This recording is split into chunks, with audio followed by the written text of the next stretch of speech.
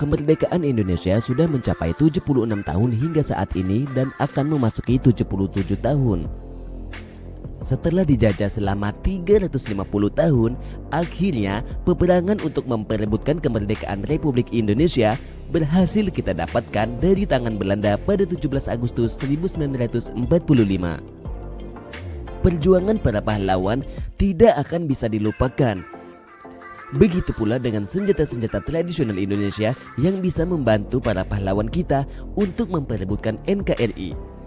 Hingga saat ini, senjata-senjata itu pun sudah menjadi warisan budaya ke berbagai kalangan masyarakat. Seperti yang kita ketahui, senjata tradisional merupakan produk budaya yang lekat hubungannya dengan suatu masyarakat. Selain digunakan untuk berlindung dari serangan musuh, senjata tradisional juga digunakan dalam kegiatan berladang, berburu, dan juga beberapa senjata yang bisa dijadikan sebagai aksesoris. Nah, tahukah kamu apa saja jenis-jenis senjata tradisional negara kita Indonesia? Berikut adalah ulasan video berbagai jenis senjata tradisional yang sudah kita rangkum dari berbagai sumber.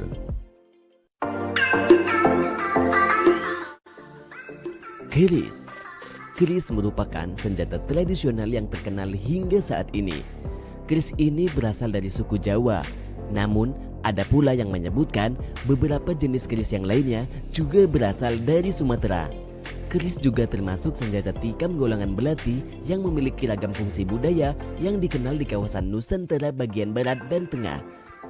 Senjata ini banyak digunakan oleh berbagai macam suku di Indonesia, yaitu suku Jawa, suku Madura, suku Bali, suku Sunda, suku Melayu, dan berbagai suku lainnya. Banyak suku-suku di Indonesia yang memakai senjata ini dimulai pada masa kemaharajaan Majapahit dan masih dipakai hingga masa kini. Namun tak sedikit pula orang yang memakai senjata ini pada saat Perang Diponegoro, Perang Nagreg, hingga Revolusi Nasional Indonesia. Senjata ini memiliki berbagai macam bahan yang digunakan untuk dijadikan gagang. Ada gagang keris yang terbuat dari kayu, logam, gading, tanduk, dan tulang. Dengan bentuk yang khas dan mudah dibedakan dari senjata lainnya, seringkali senjata ini dijadikan sebagai objek spiritual oleh berbagai orang di Indonesia. Karena mereka mempercayai keris memiliki kekuatan yang magis, sehingga tak sedikit pernah ada kejanggalan-kejanggalan yang ditemukan di dalam keris. Namun banyak pula orang yang memiliki keris hanya karena untuk dijadikan aksesoris dan cuma hobi koleksi semata. Nah, kalau di rumah kamu ada keris, kamu menggunakannya untuk apa nih?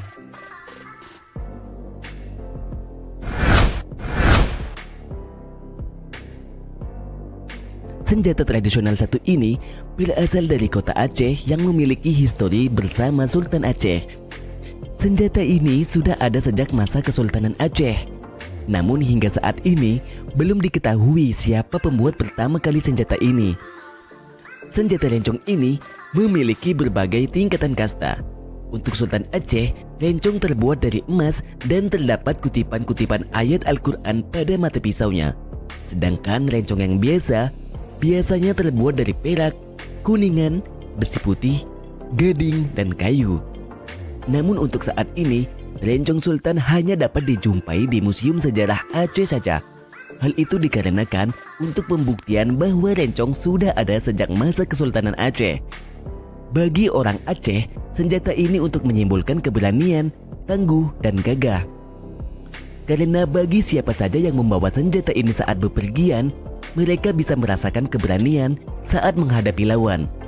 Namun saat ini, senjata ini juga sering digunakan sebagai atribut busana di setiap upacara-upacara adat Aceh, pernikahan, tung dara baro, kayu sujuk, dan acara-acara formal lainnya. Dan masa sekarang ini, sering juga senjata ini digunakan sebagai cindera mata. Lencong telah menjadi warisan budaya Indonesia karena sejarah dan kepopulerannya. Oleh karena itu, dunia menjuluki Aceh sebagai tanah lencong. Senjata ini pun telah diusulkan menjadi karya budaya dunia UNESCO oleh BPNB Aceh atau Badan Pelestarian Nilai Budaya. Dan senjata ini pernah digunakan oleh Cut Nyak Dien pada saat melawan tentara Belanda saat itu. Nah, buat kamu, pernah nggak nih megang senjata lencong? Bagi yang belum, datang dong ke Aceh. Hehehe. Bambu runcing. Ya, sesuai namanya, senjata ini terbuat dari bahan bambu yang diruncing sehingga bisa menusuk lawan yang berada di hadapan kita. Senjata ini pertama kali dicetus oleh Kiai Subki Parakan asal Temanggung. Beliau adalah seorang ulama, kiai yang tinggal di pesantren.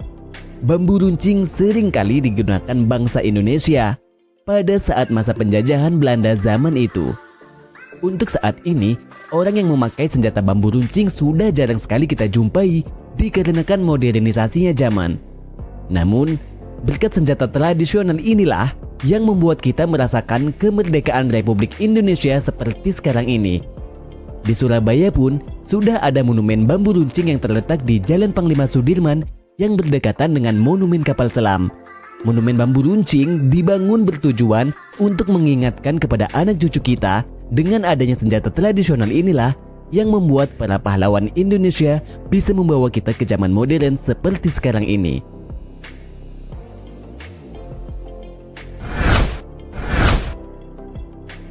Sumpit. Senjata tradisional satu ini berasal dari suku Dayak Kalimantan yang seringkali digunakan untuk berburu. Senjata ini terbuat dari tabung bambu atau kayu yang panjangnya mencapai 1-3 meter.